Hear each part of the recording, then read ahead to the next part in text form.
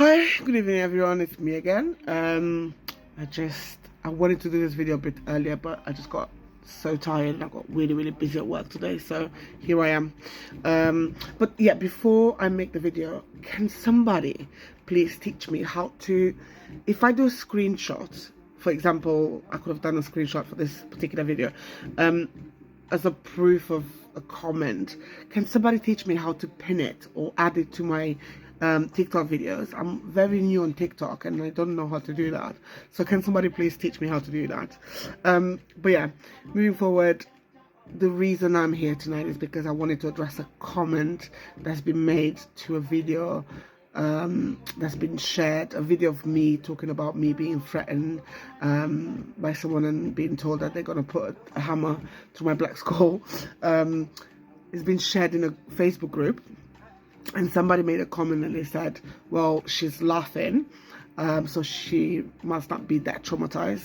And I just wanted to say to that lady and address her to say, well, ma'am, you don't know me, but if you would know me, you would know that oftentimes I use humor and sarcasm to kind of cope with difficult situation. Unfortunately, that's who I am as a person. And it's not that I wasn't affected by the comments or I wasn't feeling some type of way about it.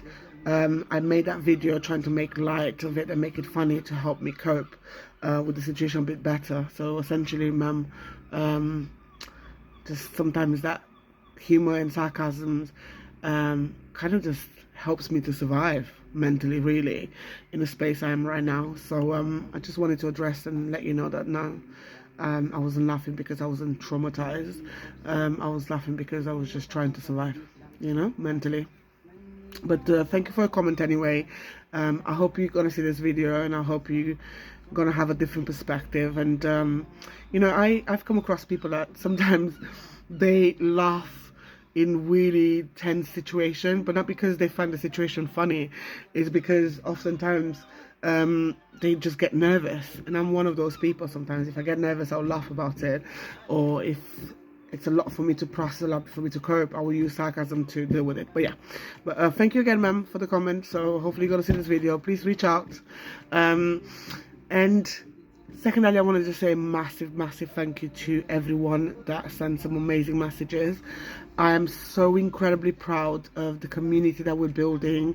I'm so incredibly proud of the Scarborians. They understand it. They relate to it, some of them, and it's unfortunate, but they understand it, they support it, they want a better community and a better place for everyone. And when I talk about discrimination, I'm not only referring to racism, I'm referring to people that are part of LGBTQ plus community, people that have disabilities, people that have learning disabilities, a lot of people that get discriminated against. So through my work, I'm trying to create a space where people feel safe to just be exactly who they are, especially when it comes to things that you cannot control, like the color of your skin, your sexuality, your religion, things that you cannot necessarily control. So yeah. And another things I wanted to say is, and to be absolutely transparent, I am somehow guilty of maybe not, you know, walking the walk. Because sometimes you do, you know, you talk the talk, but you're not walk the walk. And what that means for me is that oftentimes when I've been at the receiving end of discrimination, racism in particular, I haven't always reported it to the police. But I want to say that this time I did. Also because they've seen the video online. So, and it's been reported. They know who the person is. I don't know how they're going to deal with it.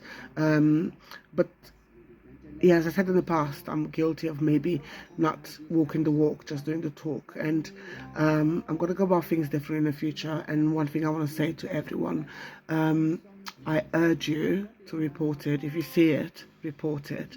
And I'll give you a bit more context why. I am part of the North Yorkshire Police Scrutiny Commission. And one of the things they've been brought to my attention is the lack of data around the gravity of hate crime in North Yorkshire in particular, and obviously because of people like me that doesn't always report it. So if the data doesn't reflect the gravity of what's happening on the ground, the police or the government bodies that could actually reflect and take action and implement things that could ease, you know, the circumstances of people being discriminated against. It's impossible, because if the data doesn't exist, then no action needs to be taken.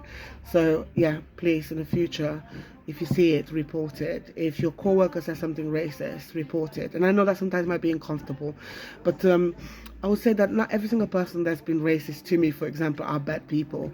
A lot of the racism I come across, it's deeply ignorant. A lot of it's inherited, you know, generation on top of generation, and a lot of factors has to do with the demographic, you know, where Scarborough's position.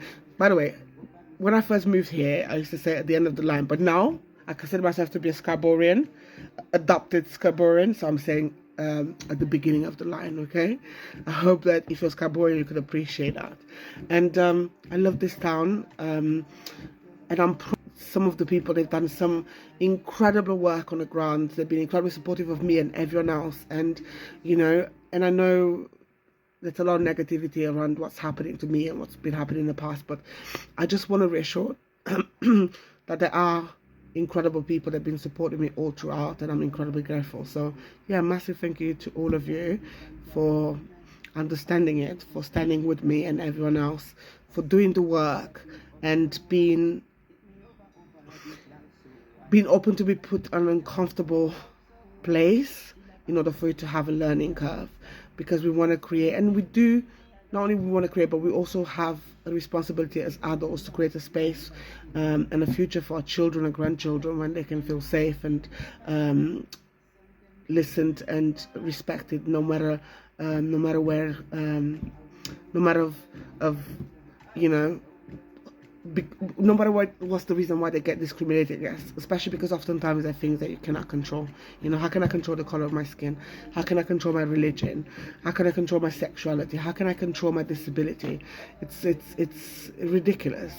So yeah, please talk the talk, walk the walk, stand with me and everyone else that is pro equality, that it's pro everything that it's, well, everything that's good. So yeah, thank you so much. Have a great evening, and I'll see you soon. And please let me know, how do I pin screenshots? Help.